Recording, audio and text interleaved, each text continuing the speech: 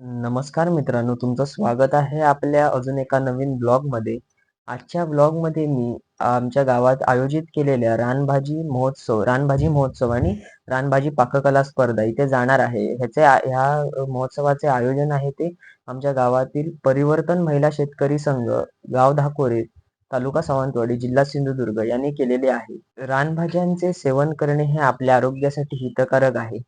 पण अलीकडच्या काळामध्ये रानभाज्यांचे सेवन हे कमी झालेले आहे. कारण बऱ्याच जणांना रानभाज्यांचे औषधी गुणधर्म आणि फायदे माहिती नाही आहे.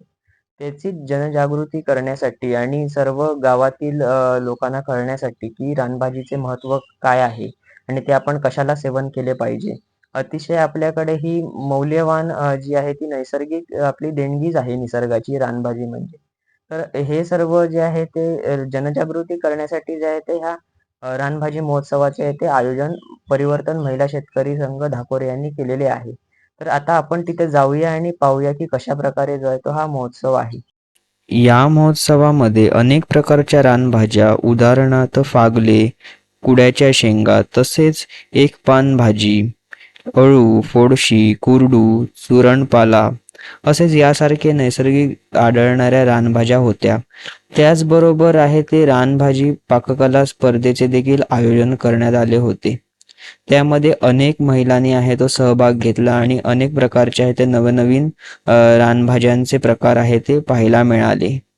या कार्यक्रमात औषधी वनस्पती व रानभाजी तज्ज्ञ श्री रामचंद्र शृंगारे यांनी रानभाज्यांचे औषधी महत्त्व आणि त्यांचे औषधी गुणधर्म यावर अतिशय चांगले सोप्या भाषेत समजेल असे मार्गदर्शन केले. तसेच ह्या कार्यक्रमात तालुका कृषी अधिकारी श्री प्रकाश पाटील सर उपस्थित होते. त्यांनी कृषी विभागाच्या योजनांची माहिती महिलांना दिली. तालुका उपकृषी अधिकारी श्री यशवंत गव्हाणे सर देखील या कार्यक्रमात उपस्थित होते. वनस्पती व रानभाजी तज्ज्ञ श्री रामचंद्र शृंगारे यांनी रानभाज्यांचे औषधी महत्त्व आणि औषधी गुणधर्म यावर सविस्तर मार्गदर्शन केले. पण मला त्या संपूर्ण सत्राचा व्हिडिओ करता आला नाही, त्यामुळे मी काही क्षणांचा जो आहे तो व्हिडिओ केलेला आहे, तो मी ह्या ब्लॉगमध्ये पुढे अटॅच करत आहे. नर आणि मादी हा आणि कधी कधी नराला सुद्धा फळ आहेत. पण ते आपलं इंजेक्शन जेव्हा पाहिजे तेव्हा नराला सुद्धा बघावं लागतं, त्याला सुद्धा फळ येतात. बऱ्याच जणांना माहिती नाहीये, कमी येतात. हा, त्याला कमी लागतात, 1-2च असणार, जास्त लागत नाही, कमी. तो अँटी कॅन्सर म्हणून त्याचा मुळाचा वापर केलेला. आता जे अँटी कॅन्सरचे वनस्पती आहे त्याच्यामध्ये त्याचा उल्लेख आहे. त्याला कंट्रोली म्हणतात, करंटोला म्हणतात, आणि देवगड साईडला गेला तर त्याला काटला म्हणतात, काटे म्हणून त्याला काटला म्हणतात. म्हणजे असे त्याची नाव आहेत विविध, आणि तो त्याच्यासाठी वापरला जातो.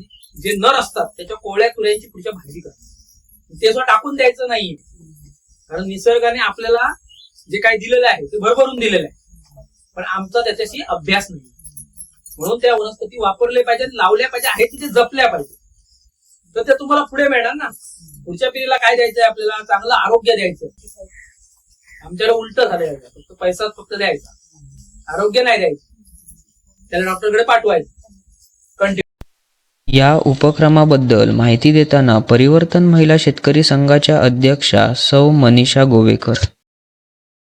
नमस्कार, आम्ही धाकोरा येथील रहिवासी असून आमचा हा जो काय परिवर्तन महिला शेतकरी संघ आहे धाकोरा, याची मी अध्यक्ष आहे.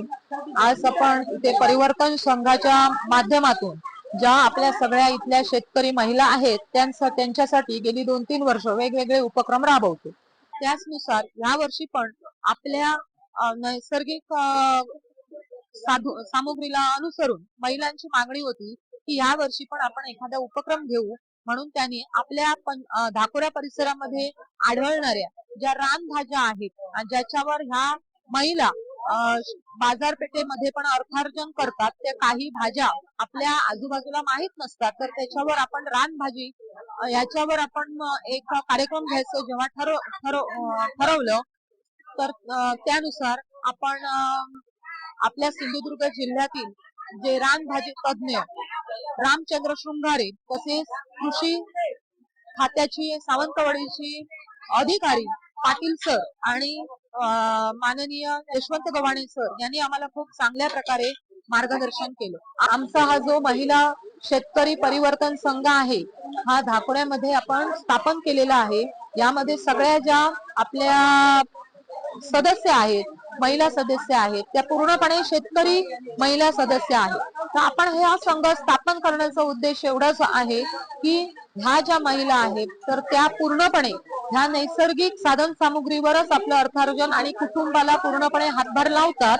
तर त्यातून त्यांना अजून जास्तीत जास्त निसर्गाची माहिती मिळावी आणि त्यांचं अर्थार्जन वाढण्यास मदत व्हावी म्हणून आपल्या संघाने कलम बांधणी प्रशिक्षण तसेच रानभाजी महोत्सवाचं आयोजन केलेलं होतं.